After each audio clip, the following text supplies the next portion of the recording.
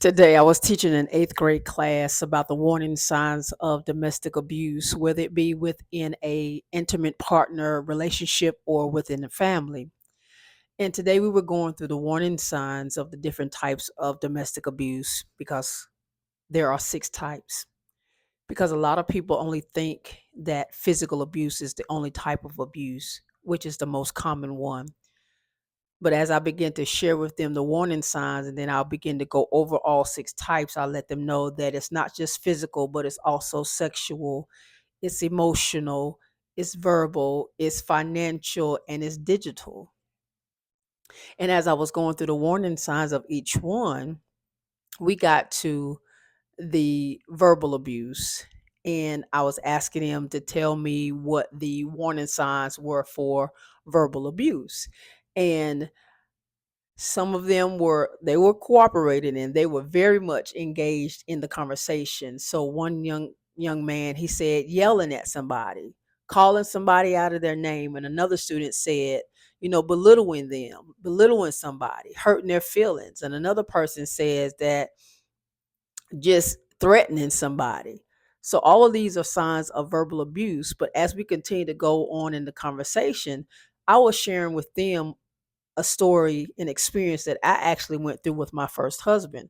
So I was telling them that my first husband, he would verbally abuse me. I actually went through all six types. So what he would do is, if I wore something that he didn't like, he would call me out of my name. He would call me a whore. He would call me Jezebel. He would call me a slut. He called me a bitch. And when I was telling them these things, they were like, they had this shocked look on this face, like, oh my gosh. And then when I began to go a little further in the story, I said, well, y'all, my ex-husband was a believer just like I was. My father was a pastor, so I was raised as a pastor's kid. And my ex-husband, he believed in the same things that I believed in, and but he used religion to abuse me. And I also shared the story with them when my ex-husband sexually abused me, and I told them how he done it and what he used against me, which he used my arthritis, the rheumatoid arthritis. As you can see, my hands, they start to deform right actually the year prior to him and I getting married, and my hands were deformed, and that they still are rather, but I could not grab certain things. I had trouble holding items, and it just like my strength was being stripped from me, and he knew that, so he used that against me. And so when I was sharing the story with them, how he, woke me up out of my sleep and he accosted me, while I'm still trying to come to, as I was being awakened abruptly out of my sleep. And then he held my hands behind me and I was screaming and I was trying to move and all this other kind of stuff. And I was saying to them that he said to me, as I was telling him, no, stop, stop. And I was screaming. And then he said to me that I'm your husband, you are my wife, and I can do whatever I want to. So when I shared that with them, this one young lady, she had this look on her face like she was amazed, like this stuff don't happen in real life. But as I'm telling them this story, I was letting them know, I was being very transparent with them, because I wanted the kids to know, anytime I teach a class, I want them to understand and know that this stuff can happen. It may not happen to you, but 9 times out of 10 it's going to happen to somebody that's going to be close to you, whether it be your family member or a friend, or a student, a classmate, your best friend. It's going to happen, because 1 out of 3 teens will experience domestic abuse in their life by the time that they're 21. So when I was telling them this story, another student, they raised their hand and they asked me, they was like, well, what causes a person to be abusive? Does alcoholism have play a part in this? Did they get, abused themselves when they grew up? So for that student to ask this question, they were curious to understand, why is it that a perpetrator does the things that they do to the spouse or a family member. And I had to also let them know that it's not just men that abuse women, but it's women that abuse women. It's women that abuse men, and vice versa. And it's like they had an eye-opening experience, not just for myself, but another presenter that was helping me and she was sharing her story as well. And so as I was sharing, because the other young lady that was helping me to present to the class, she never heard my story. So as I'm telling her my story, or as I'm sharing it with the class, she was like, oh my God, this is like making me mad all over again. And I just thank God that He has not so much numbed me to when I do tell a story, but every time I tell a story, I see it as freedom. I see it as me being liberated and being able to share, because I used to cry. I used to cry even before I started sharing my story of how I was abused and when I was abused and how long I was abused. I would cry. I would be angry. I would be frustrated. I would just go all off the deep end. But now that God has me in a place that every time I tell it, He's liberating me. But every time I go into a school, whether it be a middle school to teach 8th graders, or go into a high school and teach 9th graders, 10th graders, 11th graders, 12th graders, I'm being liberated. And it's also liberating them, because when I see the looks on their faces when I share my story with them, they're looking at me like, this actually happened. Because I tell them off the gate, straight up front, before I even go into any lesson, before I even go into the presentation, I let them know that I'm not just a person that sat behind a desk that received some training about domestic violence and the laws and what you can do and what you can't do and what will cause you to go to jail, or what happens when a person is abused and what the police would do. No, I'm actually a person that lived through it. I'm actually a person that experienced domestic abuse. I was married to this man for 11 years, but I went through it for 10 of those years. I went through the verbal abuse. I went through the emotional abuse. I went through the physical abuse. I went through sexual abuse and digital and financial abuse. Before cell phones became even popular, I was going through digital abuse, because there was cell phones that just wasn't as popular and the technology wasn't as advanced as it is now. I mean, this man actually wrote 5 pages of text messages from my phone. And sharing this story with the class and letting them know that don't be so naive that these things cannot happen to you or to somebody that's close to you, because it can. But now that you know this information, now that you are armed and equipped with the warning signs of knowing what the warning signs are of domestic abuse, physical, verbal, emotional, financial, sexual, digital, you'll understand and know, and you'll have resources at your fingertips to be able to help somebody, or even save yourself. But I was just amazed at the fact that this young lady asked me this question: how is it that a perpetrator can abuse somebody? Did they grow up? Did alcohol play a part in their life? Like, what happened to them for them to decide that they want to do this? And I just told them the honest truth. I said, sometimes alcoholism does play a part in that person's life, the one that is the abuser.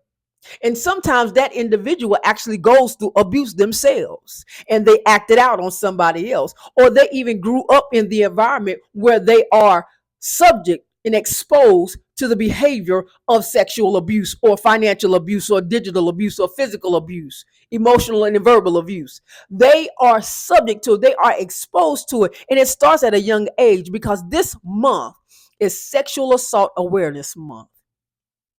And I seen a story today on YouTube where a young lady shared her story. And she was saying how God played a movie of her life, of every moment of non-consensual and consensual sexual advances. And it started at the age of 4. Now, I didn't start at that age, but my father, my biological father, he tried with me. I think I was 13 years old, maybe 12, going on 13. And he approached me, talking to me as if he was some man out on the street and I'm some chick out on the street. And I know that was very inappropriate for him to do that.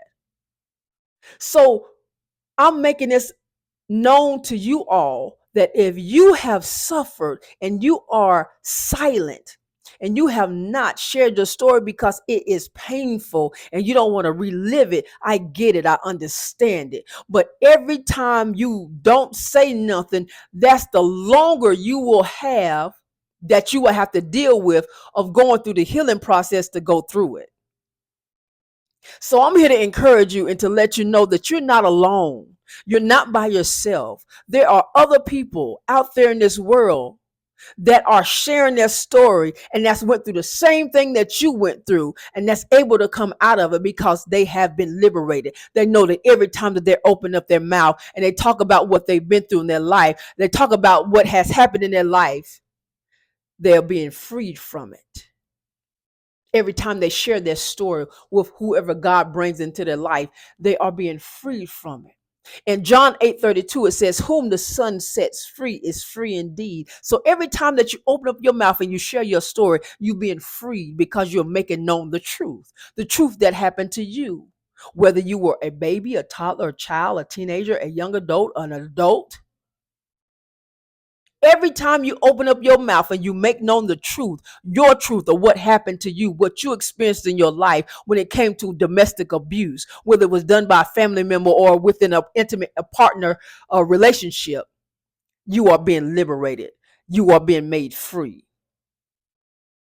So my encouragement to you again is to remember John 8:32. Make known the truth, and the truth will make you free. In another version, it says, set you free. So if you want to be free from it, if you don't want to be bound anymore, start opening up your mouth. Pray to God and ask Him to give you the courage and give you the boldness that you need to start sharing your story. Because the more you share your story, and when you begin to start to share your story, the healing would take place. But I do want to give you this disclaimer. The disclaimer is that when you begin the healing process, oh, it's going to hurt. It's going to be so painful that you're going to want to stop. But I'm encouraging you not to stop, to keep going, because when you keep going and you keep moving in the direction that God has you to move, you will begin to be free more and more and more and more. Liberation is going to be on you. It's going to cover you. It's going to keep you safe. Because long as you stay in God's face, He's going to take care of everything that you are experiencing and that you will experience. I'm telling you what I know because I'm going through that healing process right now. I have not seen my biological father since Father's Day of last year. And that's actually coming up on a year this year in June. I know that when I see my biological father, God has already healed me from that. He's already delivered me from that. And I was able to forgive my father, which what he done was an unforgivable act. What kind of man father talks to their daughter inappropriately like that? To want to take something from them that does not belong to them. But it was God that kept me. It was God that helped me to move through that in my life. But I'm here to again encourage you. Don't let your silence cause you to leave this earth and never have talked about it. Because somebody needs to hear it. Somebody needs to hear your story. Because then that will give them permission to be free in what they need to share, their story that they need to tell. Remember, be who God created you to be, nothing more and nothing less.